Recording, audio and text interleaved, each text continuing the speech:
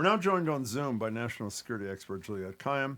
Juliette's former Assistant Secretary for Homeland Security under Barack Obama, faculty chair of the Homeland Security Program at Harvard's Kennedy School of Government, and a contributing writer for The Atlantic. She has a piece in there today, by the way. Juliette, it's good to see you. Good to see you both. Happy New Year. Hello, Juliette Kayyem. So, Juliette, give our listeners a synopsis of what happened in New Orleans and what the latest that we know about the killer and any kind of motive or whatever else we may know this morning.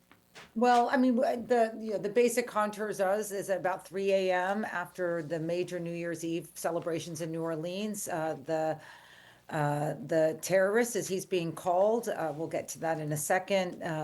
Had a rented pickup truck, made it past some piecemeal barricades or temporary barricades onto a sidewalk, got up to maybe 40 miles per hour on Bourbon Street. Anyone who knows New Orleans knows that's quite remarkable, and killed now 15 people, though people remain in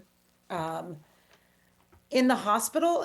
When approached by police, or he did have guns, there was a gunfight. He was killed by police eventually. A U.S. citizen. He has a military background. It appears he was inspired by ISIS. We don't know if there's other more formal connections to other groups, both either here or abroad. Trained by the military and had experienced some not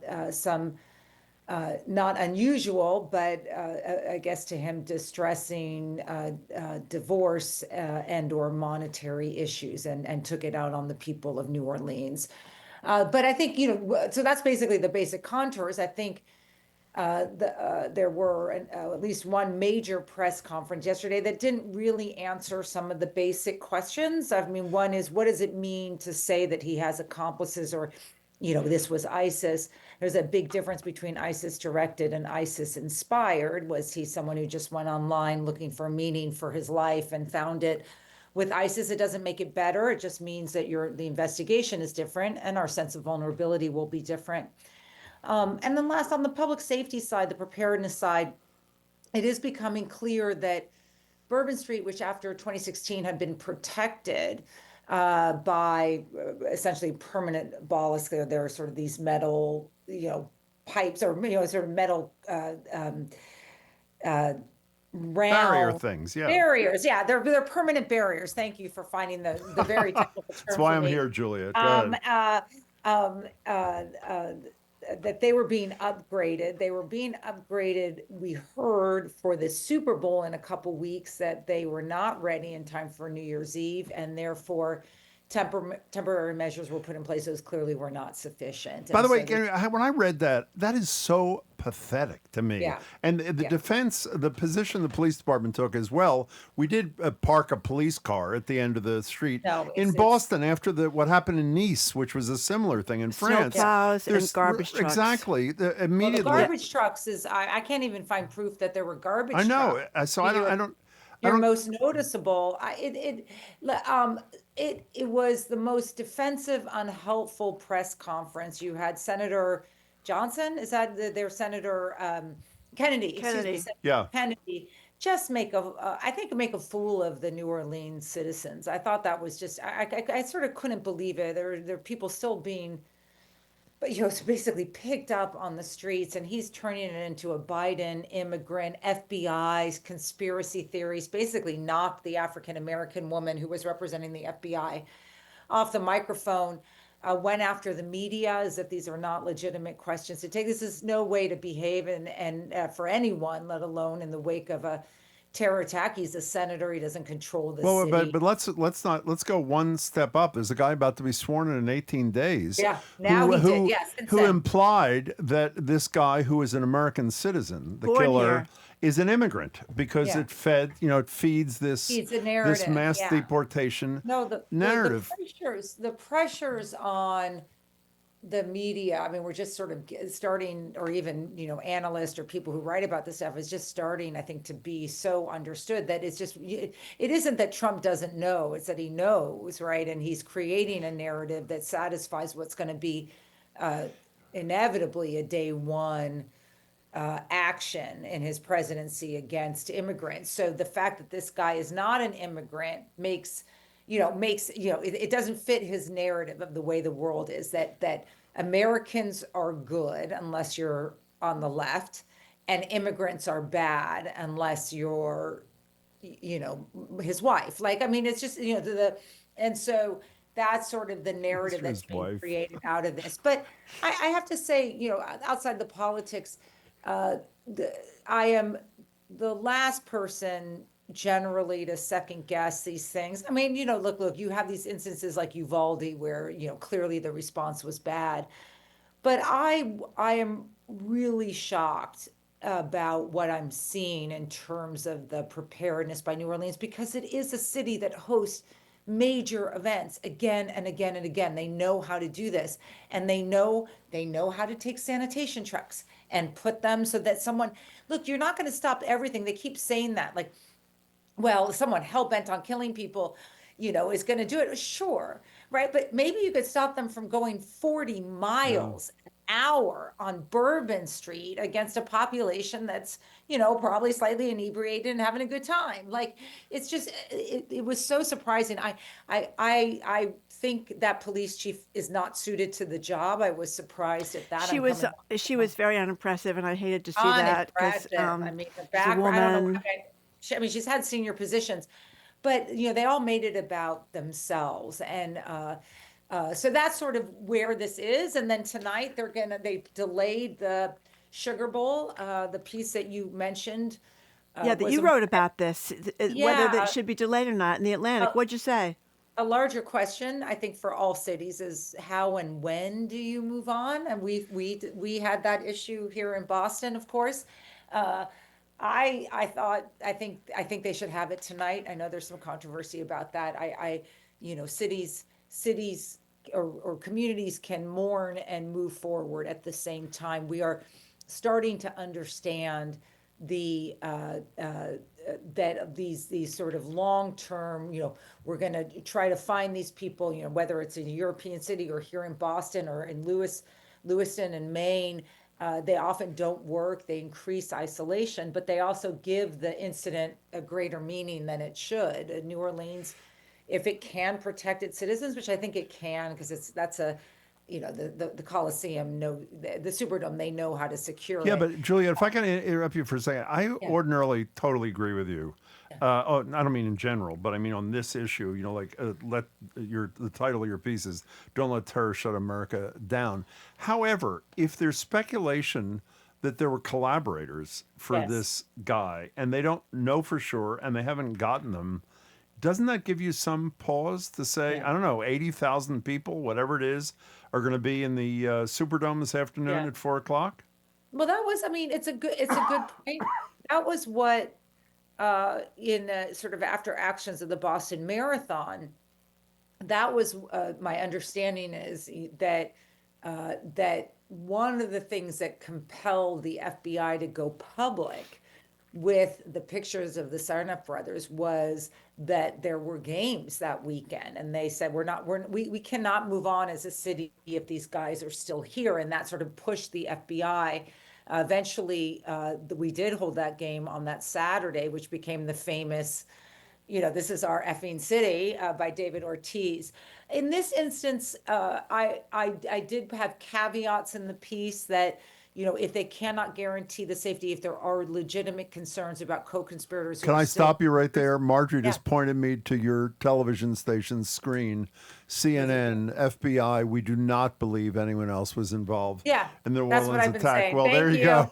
Yeah. I'm on again at 1. That is, I had long thought, as I had been suggesting yesterday on air, I did not think that there were co-conspirators. And this is consistent with what I was saying, which was you cannot say there's co-conspirators and we're going to have the game. It was clear to me by them saying they were going to have the game But they were pretty that the convinced. co-conspirators was either confusion or it was a lot of politics. And so, but can I just tell you what that basically means? It means we spent 24 hours unwinding a press conference that was hijacked by a narrative, right? Lots of scary immigrants and ISIS people and whatever all over the place. And so, so good.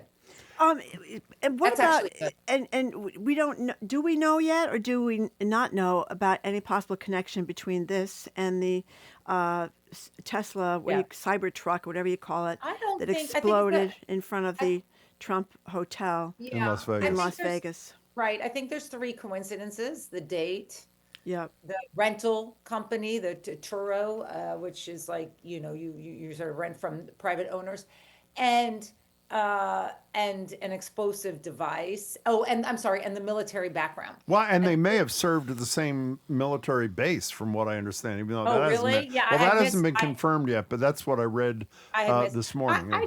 I just think that the Elon Musk Donald Trump focus of the second attack suggests there's something much more specific about this person and what they were trying to do, make a statement against the two of them. I don't know if that, I don't know what that statement is, but like, it's not like he rented, a Ford and did it right in front of the Trump Tower. You It was know, that combination of the Cybertruck, Elon Musk, and the Trump Tower.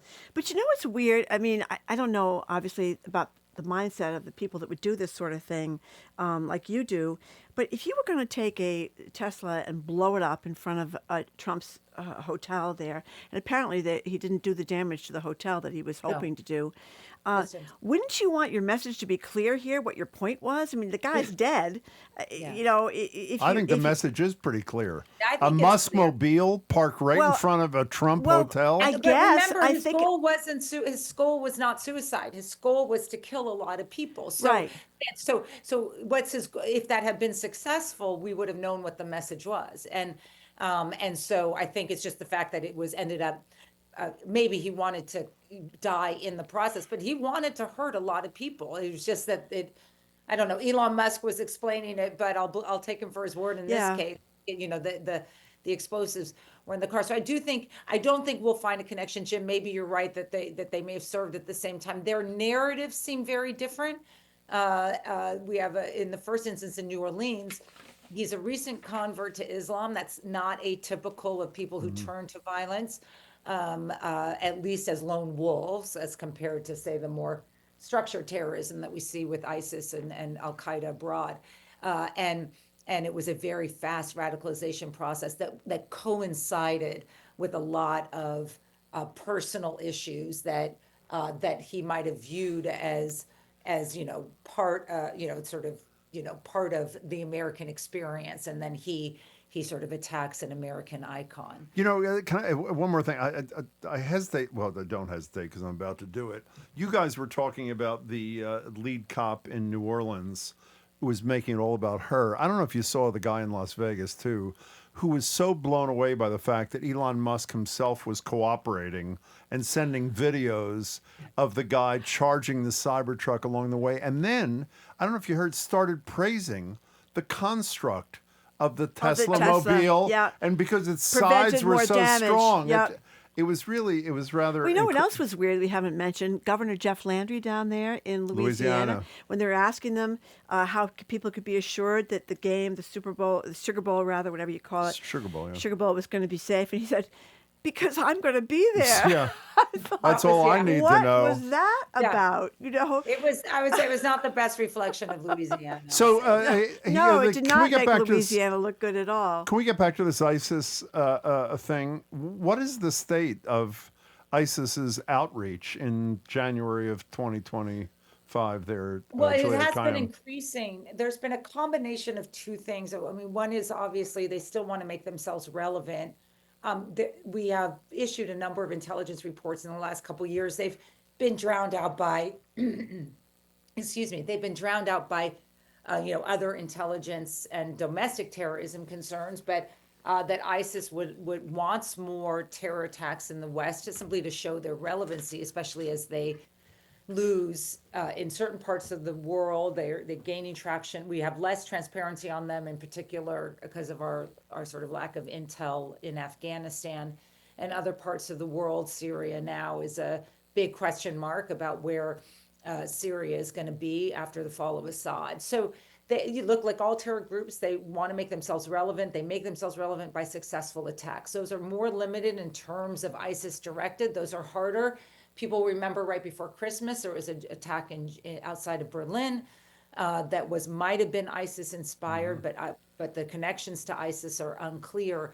So what we worry about more is what they call, the zero to hero phenomenon. Just a real loser, has lots of bad things going on, wants to find a meaning. There's got to be a meaning for why I want to kill everyone, right? And so he now has this greater meaning and ISIS delivers it to him either directly or through social media. So that's been the growing concern, in particular, what we might call the traditional lone wolf, although they are inspired by abroad. I think the second thing just to remember is that what's happening in Gaza is in terms of what's perceived as a genocide, but is certainly by many in the Palestinian Muslim community, but is certainly a human rights is a narrative about human rights abuses, at least if you look at the number of women and children killed in Gaza,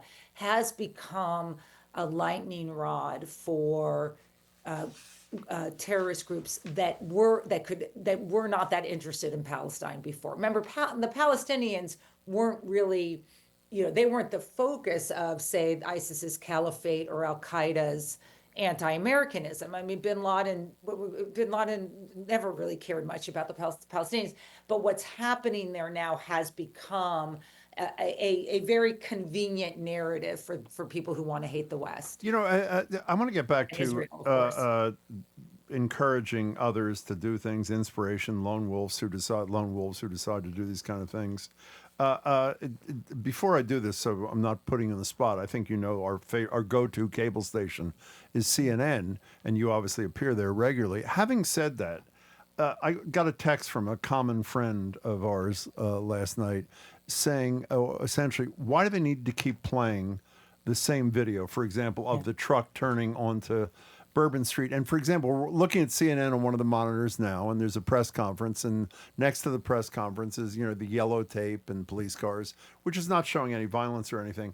Where are you on the whole question of the impact of I'm not against showing everything once within certain bounds, but the sort of on the loop showing of things that are either, well, I'll give you two examples, either turning onto Bourbon Street, which means the beginning of the slaughter, or how many times have we seen, how do you pronounce United Luigi's last Healthcare. name? What's his, whatever his name is?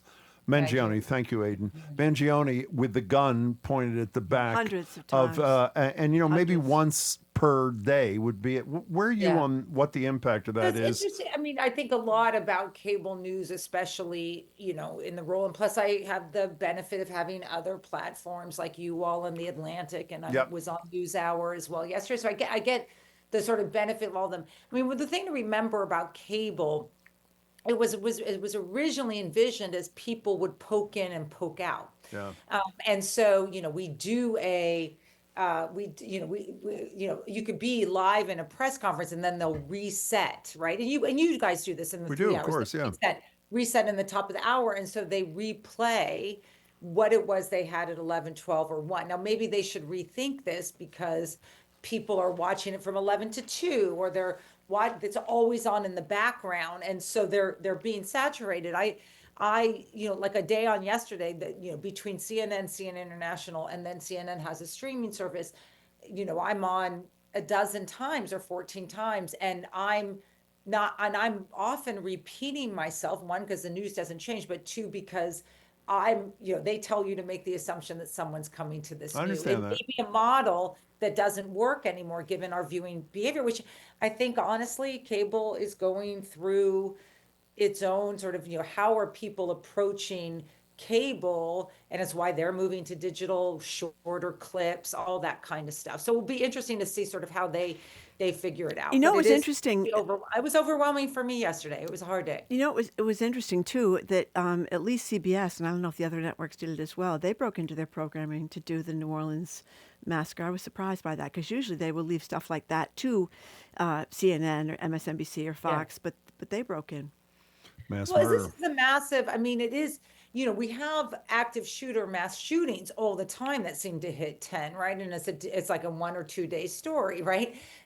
This is, the use of a car, and that it's New Year's Eve, and that I think we will find a narrative. I think we will find that the police and the operational planning was not only different, it was just so obviously insufficient, that there has to be an accounting by the mayor, and whether that falls on the police chief or someone else, we don't know. Yeah, remember when they had the Women's March it was all around the country. The big one was in Washington, of course, but we had it here in Boston. It was in the Boston Common.